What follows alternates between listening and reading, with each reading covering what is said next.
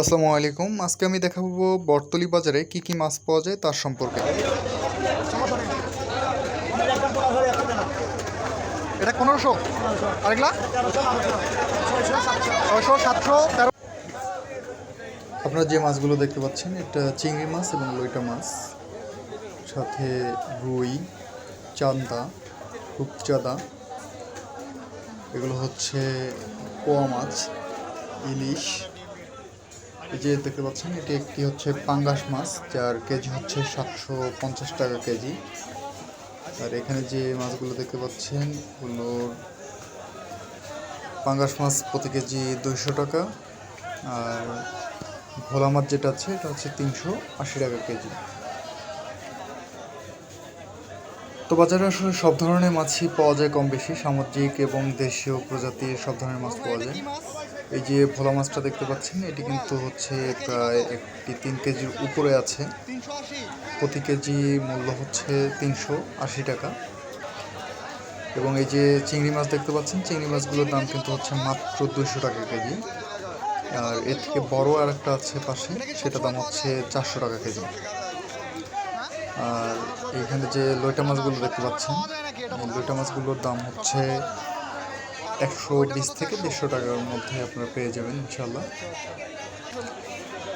আর যে ভোলা মাছগুলো রয়েছে, ভোলা মাছগুলোর দাম হচ্ছে 400 টাকা কেজি। তো পুরো বাজারে আসলে অনেকগুলো দোকান আছে, অনেক ধরনের মাছ রয়েছে, আপনি যে কোনো দোকান থেকে চাইলে যে কোনোভাবে নিতে পারেন। তো আজকের বাজারে আমি ইলিশ মাছের দামটা যেটা দেখলাম সেটা হচ্ছে ইলিশ মাছ যেটা 1.5 কেজি পরিমাণ সাইজ, সেটার দাম হচ্ছে 2200 টাকা। এবং 1 কেজি 300 থেকে 400 গ্রাম যেটা, এটার দাম হচ্ছে 1800 থেকে 1900 টাকা। এবং 1 কেজি সাইজের যে মাছগুলো রয়েছে, মাছগুলোর দাম রয়েছে 1200 থেকে 1500 টাকার মধ্যে।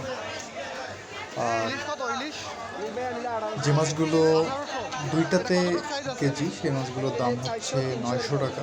এবং 3টে অথবা 4টে থেকে যে মাছের দাম হচ্ছে 800 টাকা।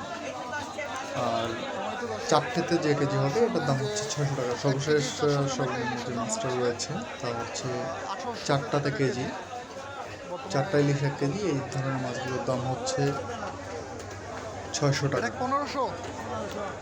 তো ইলিশ সামনে দুর্গাপূজা উপলক্ষে ইলিশের দামটা একটু বেশি রয়েছে, অথবা পূজার শেষে দাম কিছুটা কমতে পারে। অনেকে বলেন যে রপ্তানি করার জন্য ইলিশের দাম বেড়েছে, আসলে তা কিন্তু নয়। বাংলাদেশে প্রতি বছরই এরকম দাম থাকে এবং চাহিদা অনুযায়ী যোগান কম, যার জন্য দামটা একটু বেশি। তো সবাইকে ধন্যবাদ।